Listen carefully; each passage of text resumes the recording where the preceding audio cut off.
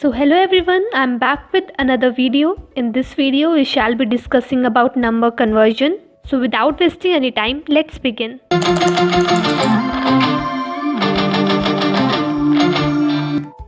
So for the convenience, let's divide the conversion into basically 4 parts.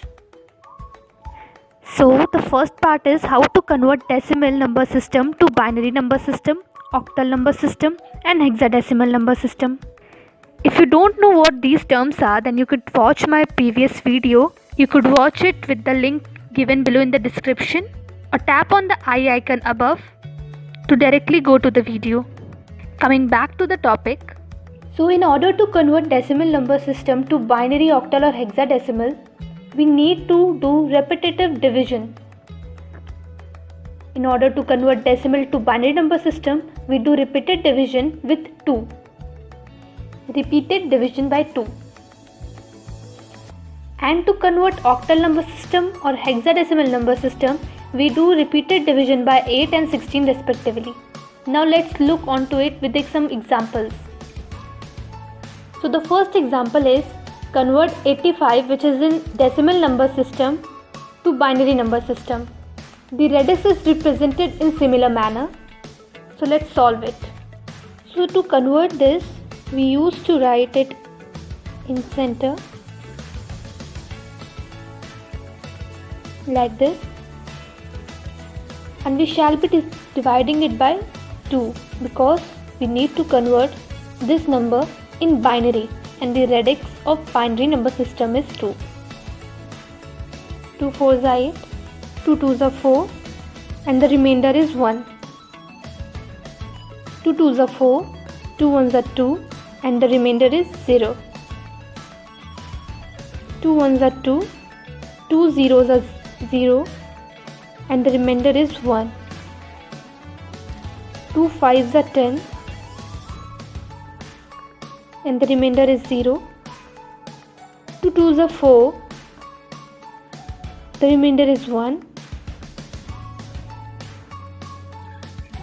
2 1s are 2, remainder is 0. And 2 zeros are 0 and remainder is 1. So these remainders are our binary conversion of this decimal number system. Instead of writing 1 0 1 0 1 0 from upwards, we used to write in downwards manner. So this one will come first, this 0 will second, and similarly.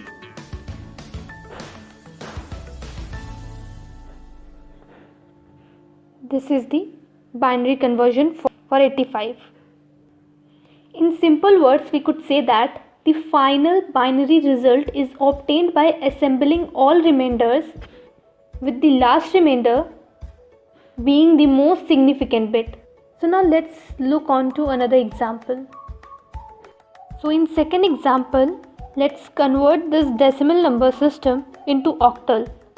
We follow the same procedure, but instead of dividing it by 2, we divide it by 8 now, because the radix of octal number system is 8. So now let's begin.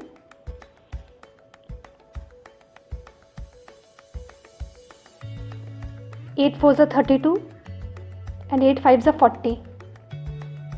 Sorry, 8 6s are 48, and the remainder is 4. 8 5s are 40, the remainder is 6, and 8 zeros are 0 and remainder is 5. As I have told earlier that the last remainder is the most significant bit, therefore we write it first.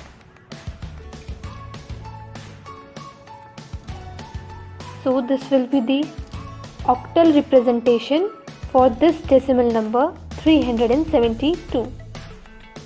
Now let's look on to an example of hexadecimal number system. So in this example we have a number 423, which is in decimal number system, and we have to convert it in hexadecimal number system. We all know that the radix of hexadecimal number system is 16. Therefore, we'll do repeated division with 16.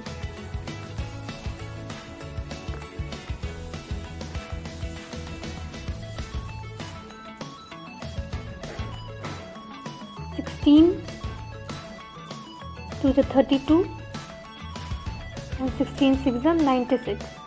The remainder will be 7. I'm not doing anything new here. I'm just dividing this number by 16 and writing the quotient here and the remainder here with an expectation that you all are aware of division. I'm not doing anything new here. 16 ones are 16 and the remainder will be 10. And 16 zeros is 0 and the remainder is 1. The last remainder is the most significant bit, hence we'll writing it first.